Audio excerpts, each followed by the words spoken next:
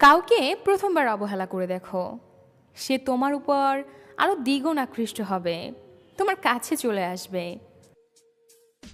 পরে আবার তাকে দ্বিতীয়বারের মতো অবহেলা করে দেখো, ঠিক আবারও তোমার কাছে চলে আসবে। ঠিক তৃতীয়বারের মতো অবহেলা করে দেখো, তখন সে নিজেকে একটু সময় দিবে যে তোমাকে ছাড়া সে থাকতে পারে কিনা।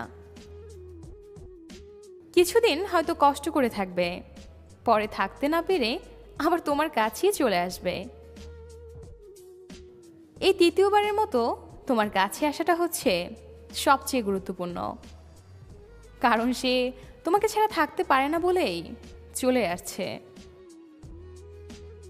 কিন্তু চতুর্থবারের মতো যদি তাকে ফিরিয়ে দাও, তখন সে এক বুক হতাশার দুঃখ নিয়ে এমন ভাবে হারিয়ে যাবে আর তাকে খুঁজে পাবে না। আর সে তোমার কাছে ছুটে চলে আসবে না, কারণ তোমার বারবার অবহেলা তখন তার সহ্য করার মতো শক্তি থাকে না। পৃথিবীর সবচেয়ে কঠিন অস্পর্শনীয় শাস্তি হচ্ছে অবহেলা করা, ইগনোর করা। মানুষ সব রকমের শাস্তি সহ্য করতে পারলেও অবহেলা কেউই মেনে নিতে পারে না, কেউই সহ্য করতে পারে না। সবাই সব কিছু মেনে নিতে পারে, কিন্তু অবহেলা কেউই মেনে নিতে পারে না। অবহেলা করার চেয়ে বড় শাস্তি আর কাউকে কোনো কিছু দিয়েই দেওয়া যায় না। মনে রাখবে, কোনো কিছুই একবার, দুইবার, তিনবার পর্যন্ত হারিয়ে গেলে তা হয়তো খুঁজে পাওয়া যায়, কিন্তু কেউ হয়তো তিনবারের মতো তোমার কাছে ছুটে চলে আসবে। কিন্তু কোনো কিছু চতুর্থবারের মতো হারিয়ে গেলে তা আর খুঁজে পাওয়া যায় না।